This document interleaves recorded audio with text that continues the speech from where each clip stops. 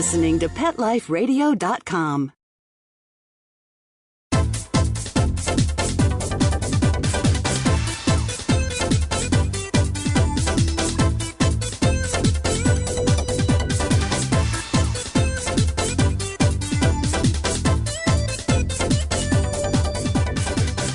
Hello, this is Deborah Wolfe. Welcome to the Animal Party on Pet Life Radio.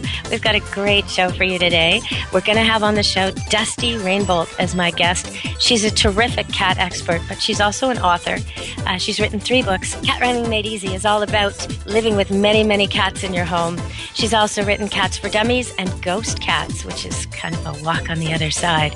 But we'll be talking to her later in the show, and I'll be giving you lots of training tips and cat advice and things to do with cats today once she's come on to the show.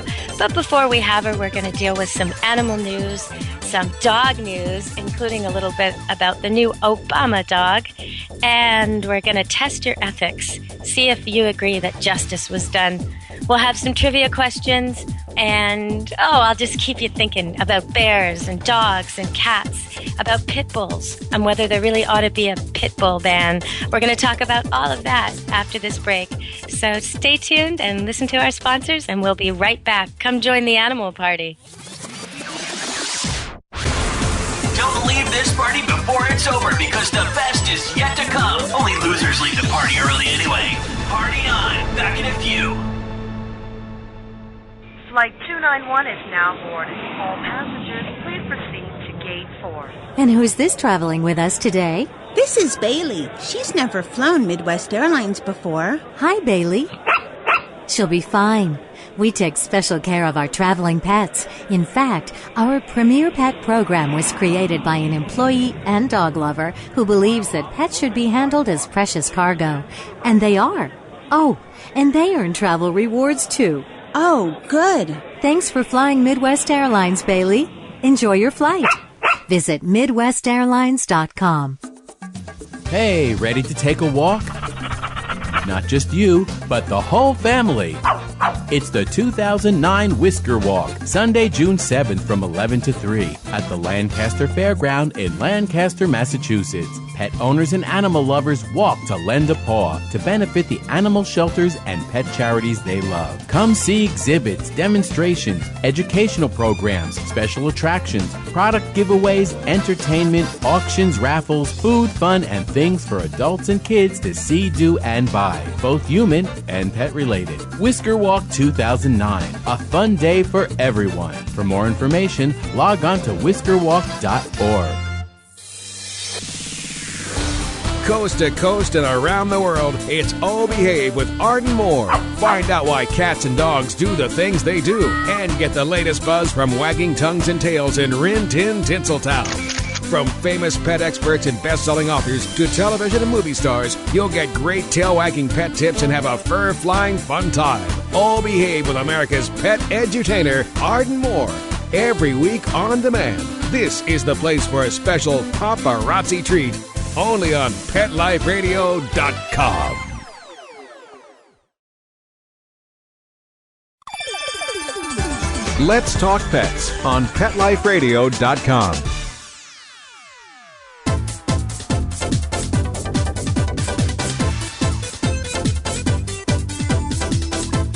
Welcome back to the Animal Party. I'm your host, Deborah Wolfe, and you're listening to Pet Life Radio. So thank you to all our sponsors. It's great having you at the party. Come on down. Now we're going to go to the water bowl and talk about what's hitting the news in the animal world. This week, everybody's talking about Obama.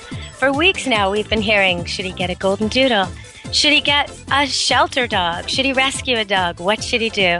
The president has enough on his mind, but apparently we think we ought to be able to tell him what kind of dog to get. And in the end, I believe he made a really wise choice. In fact, he went with a dog that's got a single coat, which means it's less likely to shed and less likely to bother his daughter's allergies. But he managed to get one that needed a home. So he kind of combined the best of both worlds. It's a little bit of a myth to think that if a dog isn't in a shelter, it doesn't need a home. There are lots of homeless dogs in foster situations, at breeders who accepted them back, dogs who still need homes, but might be purebred and might even suit someone with allergies. So I think he did a great job on this. But one thing I do have to warn him and warn his daughters about is their choice of name. Now, I don't mind the name. I think it's great, Bo Diddley. But calling your dog Bo is asking for some problems. If you call your dog a name that rhymes with the word no, like Bo, like Roe, there's so many names out there, like Stoke. There's so many that rhyme with it. Bruno is another one. If you call your dog a name that rhymes with no, he thinks you're scolding him all the time. So instead of saying, Brew, come, he hears you saying Brew, which he thinks is his name, and then you say no. And that doesn't work at all to get a dog to come and trust you and relax and be happy and content. So I think if they can do it, they should either call him Bo Diddley or Diddley and scrap the Bo altogether, because you don't want to be saying no to your dog.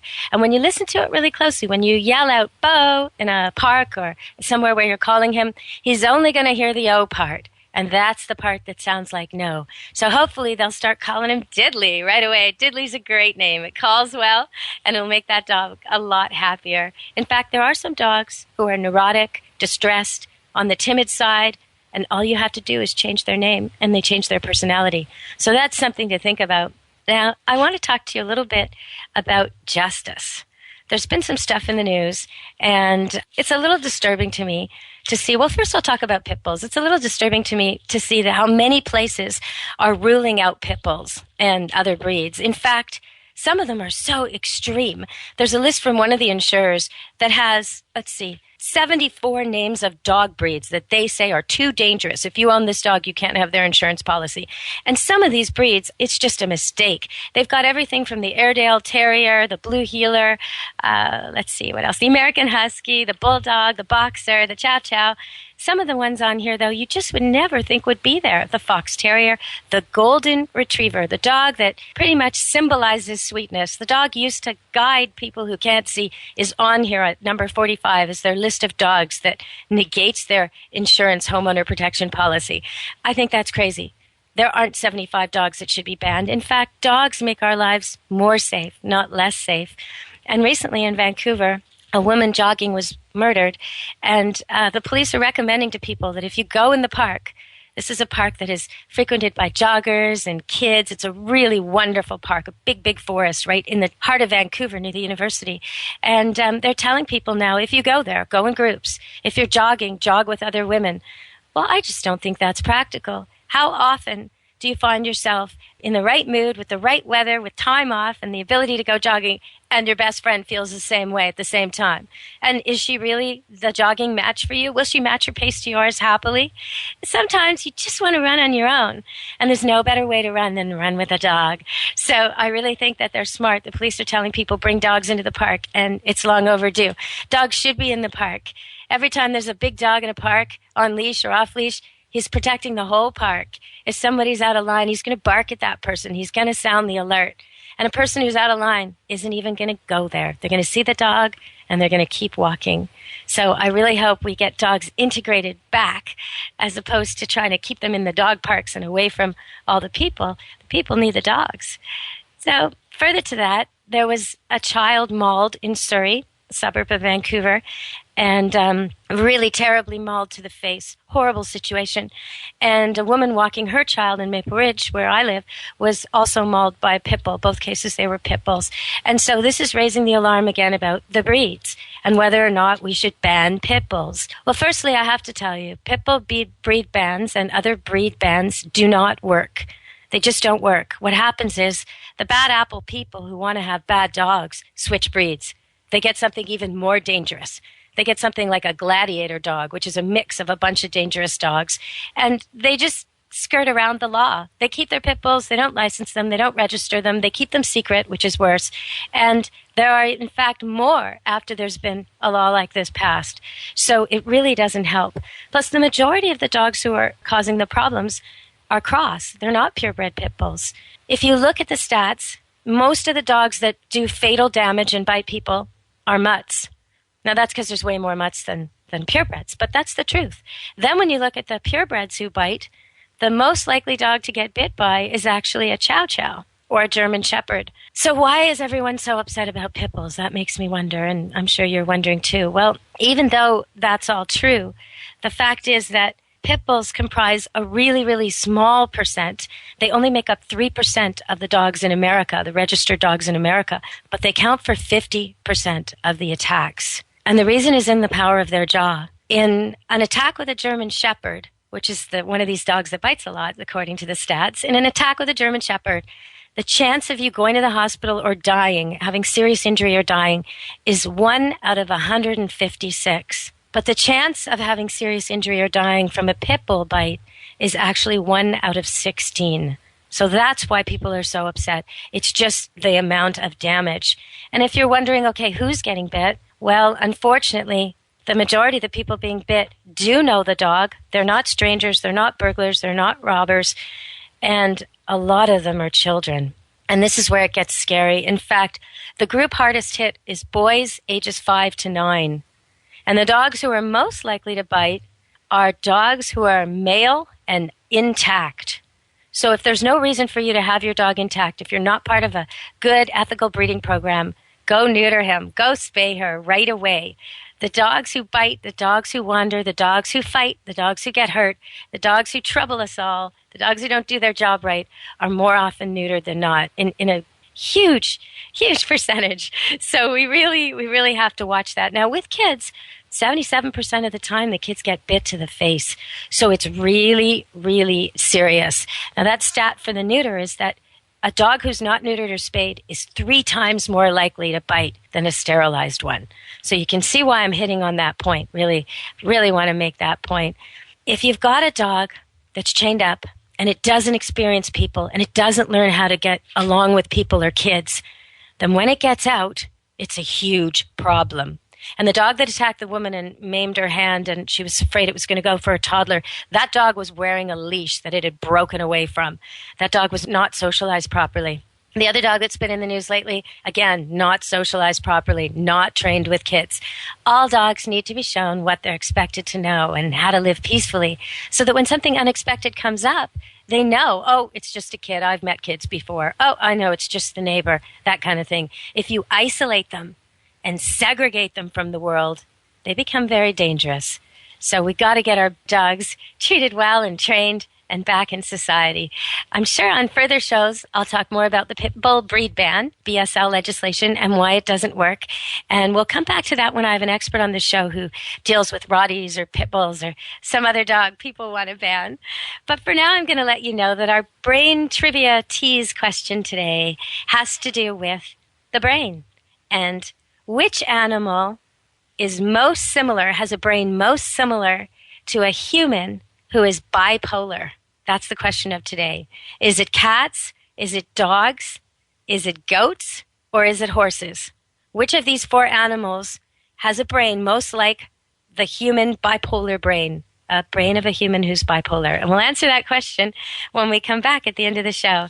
Right now, I'm going to be inviting Dusty Rainbolt on the show, and we're going to be talking all about cats as carnivores.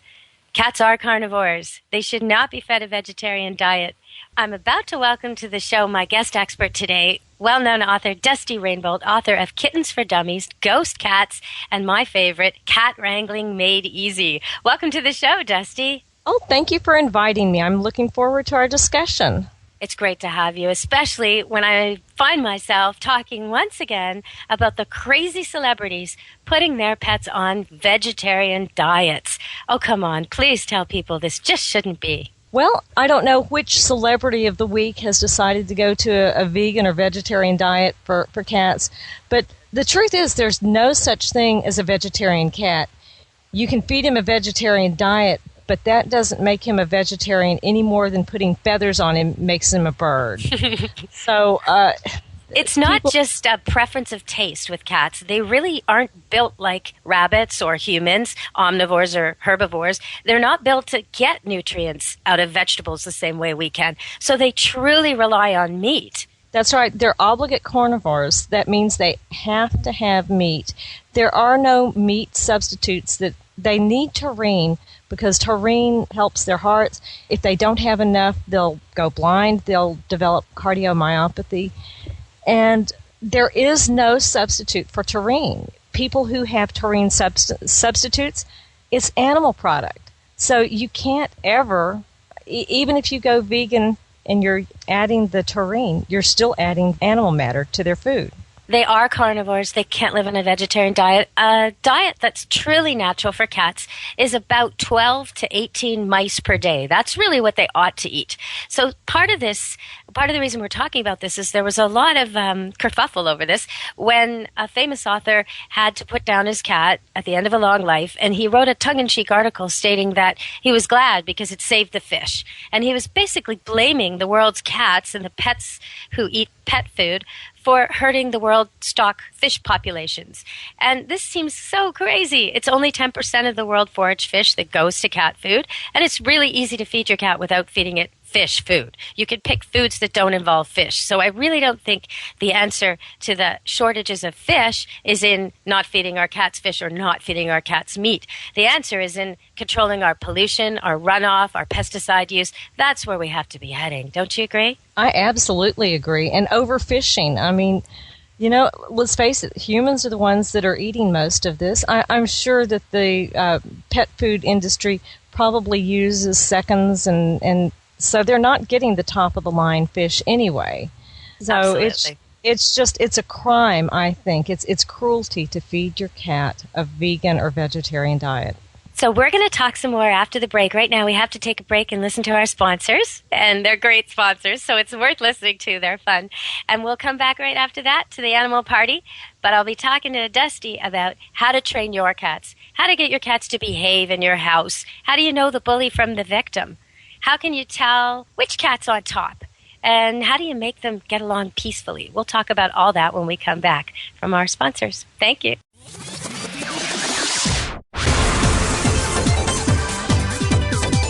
Don't go anywhere, because the best is yet to come. Stick around.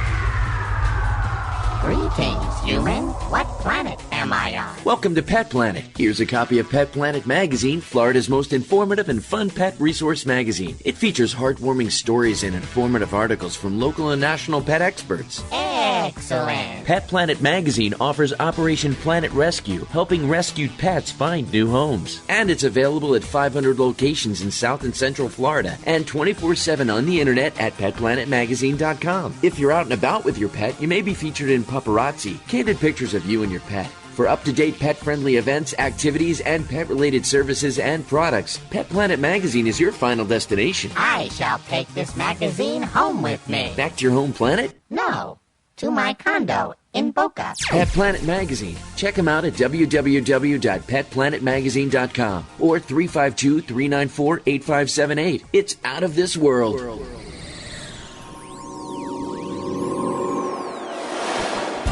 Pet Life Radio presents Paranormal Pets, where you can always expect the unexpected. Each week we'll discuss all aspects of weird or spiritual animal encounters, ghosts, totems, psychic animals, animal souls, animal angels, and animals in religion, with a little cryptozoology thrown in. Step into the supernatural world of pets with your Paranormal Pets ghostly host, Dusty Rainbolt, every week on demand, only on PetLifeRadio.com.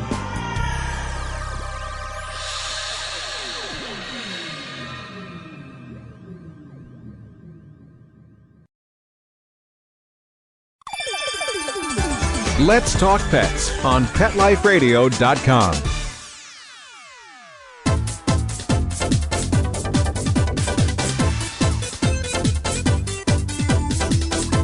Welcome back to Animal Party with your host, Deborah Wolfe. I'm a best-selling author of the book Good Dog, and my new DVD is in stores now, Dog Training That Works.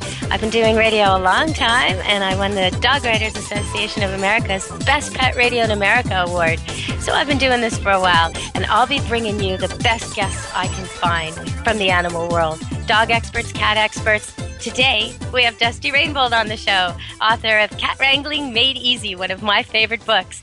So welcome back again, Dusty. Well, thank you again. Thank you for having me. I'm just delighted to be here. Especially, this is your inaugural show, isn't it? It's my very first show on Pet Life Radio. Yay! When I read your book, it really struck me the way you can tell just by looking at where they sleep, how they move, who gets the best spots, what the best spots are. You've been observing your cat so well that you can tell just from looking at these things who's the bully, who's the victim, who's on top, who caused the fight. And can you help my listeners understand that? Because there's people out there with a couple of cats, some urine stains, cats who aren't using the litter box. There's obvious signs of conflict, but they can't figure out what's going on. Well, in a cat society, there are a number of different levels. You've got your dominant cat or your alpha cat, and he's the guy at the top of the totem pole, literally. You look at the high spot in your house, in the room, and you're going to see the big guy up there. He is surveying his domain. His job as the dominant cat is to take care of the other cats, to watch for danger. He's going to be the one to approach company. And as a matter of fact, our dominant cat, his name is Groucho. Mm-hmm. And when company comes, he'll be right there watching them. We had one guy that didn't like cats, and Groucho uncharacteristically walked up and bit the guy on the ankle. Oh, and the guy looked down at him and laughed. But I think Groucho was testing him. And then after that, the other cats kind of filtered into the room. So their job is to protect the rest of the clouder. The other end of the spectrum is the pariah, and this is not a common cat. He's a fearful cat. He's afraid of everybody. Everybody beats him up. He probably won't come out of his little corner. A lot of times they won't even come out to eat unless the other cats aren't around. But that's a really uncommon situation. And then you have all kinds of different levels in between. You've got your middle managers, and they're always jockeying for position. That's a very dynamic strata of the cat community. And it's not directly linear, right? Like a cat can be number one, another one can be number two, but it doesn't just go 1, 2, 3, 4, 5. Like a female cat who's a little submissive might be above the weakest male, but underneath the strongest female. So the hierarchy isn't always a straight line, is it? No, it's not. And it's very dynamic. So it changes. It does. It depends on what room, what time of day. The dominant cat will always seize usually the best real estate in the room. You know, the corner with the sun on it, and then he'll relinquish it to a lesser cat. So which cat is dominant in which room depends on the time of day and who's present. Well, and you also point out in your book, and this was the first time I'd ever even considered it, that the spot, like the spot by the window in the sunshine, is valuable because of the sunshine. A few hours later, that spot's cold and boring. So timeshare. Cats understand timeshare, don't they? They invented timeshare. I think we stole it from them. So you can't necessarily tell, okay, that's the top cat, he's in the best spot. Because if you really look, is that really the best spot at 9 o'clock at night? No, the best spot at 9 o'clock at night is on top of the warm refrigerator. Or, you know, there's some other, close to you when you're reading your book, there's something. But there's also a way of telling when a bully cat, a strong cat, dominant cat walks through a room, you should say in your book that he walks through the center. Whereas a fraidy cat, they don't do that, do they? No, you're right. The dominant cat will walk through the center of the room confidently, and the lesser cats will walk along the walls for protection. They're not nearly as confident. I think the other thing you said, which was great, was that if you watch when they're sleeping, the one who's being picked on will lash out at the sleeping giant, won't they? That's right. But another aspect that's very interesting is if you see two cats involved in a fight, usually the one making the noise is not the aggressor. Now, most people assume that the cat yowling and screaming and carrying on is the aggressor, but they're not. They're trying to bluff the aggressor. The aggressor is usually very quiet, and a lot of aggression is very subtle, way below the human radar. You know, in a dog fight, if it's loud, they're not actually fighting. Because when they're biting each other, they're not very loud at all. So when there's a lot of fuss, they're just trying to get attention. And I think with cats, just like with dogs, a lot of it is posturing. They really would rather not fight. Well, and cat fights usually don't last but a few seconds. Cats don't go in for the kill like other animals do. They have their attack, it's over with, and then the winner is dominant and the loser licks their wounds, literally.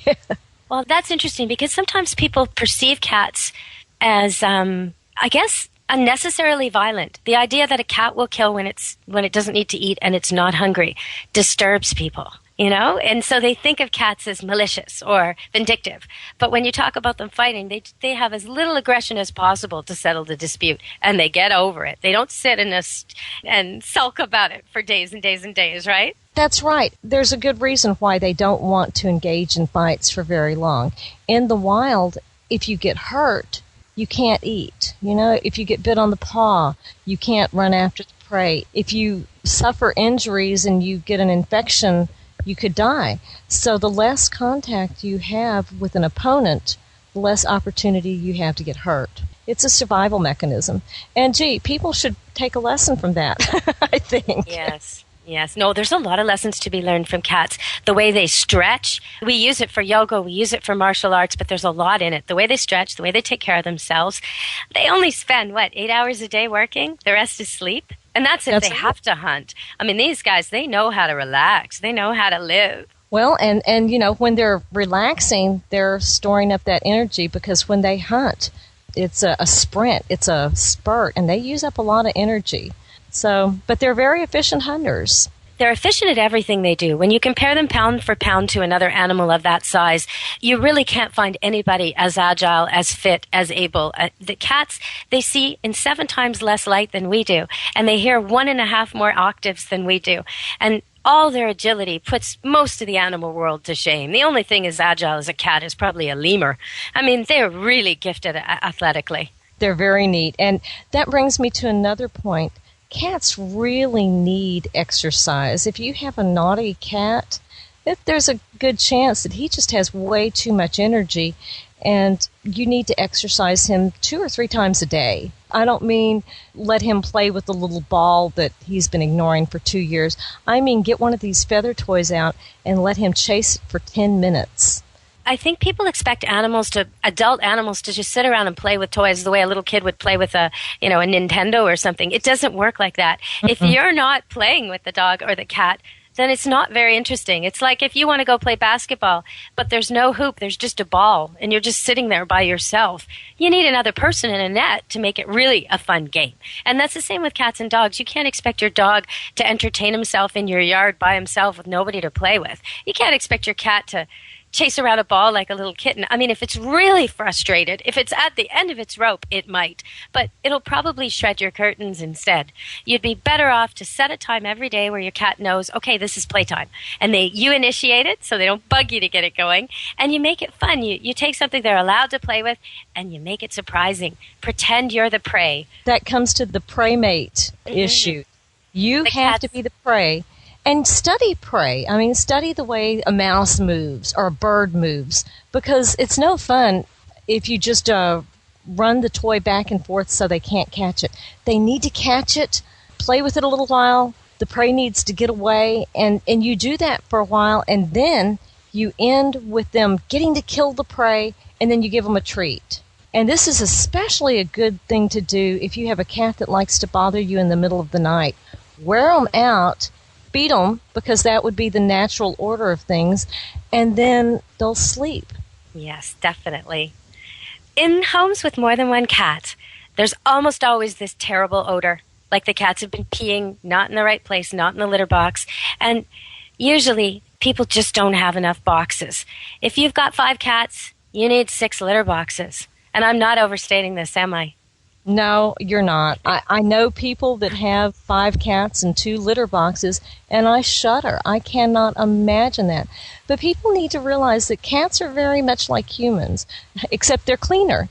And, yes. You know, pardon me for being a little bit blunt, but if you go to a public toilet and the person ahead of you hasn't flushed it, you're going to automatically, instinctively go to a clean toilet. Well, cats are the same way. They don't want to use something that's already been used because their survival depends on their cleanliness. So they're going to find some place that's more acceptable. If you're out all day, there are litter boxes. There's one that works almost like a revolving restaurant. The arm inside it goes around so slowly, the cat would never notice. But it's like a rake, and all day long it's cleaning it. So the litter is never really dirty. There's a few like that. There's another one when the cat leaves, the sensor activates and the whole thing scoops itself. Because if you're finding that no matter, you're gone long, long hours and you have more than one cat to keep each other company, you got to get those litters changed when you're not there. And so that would work for you. That's something you could look into. But you do have to make sure your cats like the litter you've chosen and that they like the location. It's no good to put the litter box beside a shower because then it might get turned on one time when they're in there and they'll never go in there again. The laundry, if you put it in the laundry and there's a tennis shoe going around in the dryer, forget that. He's never going to go in there because he's going to remember. They have long memories when it comes to fearful things. Another thing is about the cat scratch, because we're talking about location. And I think a lot of people are suffering out there from cats who shred their furniture. So they go out and they buy a cat scratch. Usually it's 2 or 3 feet. It's way too short. The cat can't even stretch himself to scratch properly. But then they stick it somewhere like the basement. Oh, that's not going to work. Can you, it's like kind of like I picture cats a little bit like teenagers doing graffiti on the subway. They don't want to leave their tag where no one will see it. That's not going to do it. Exactly. Also, that's another problem with litter boxes, if we can get back to that. A lot of people will put litter boxes in inconvenient places because they don't want to have to deal with the smell.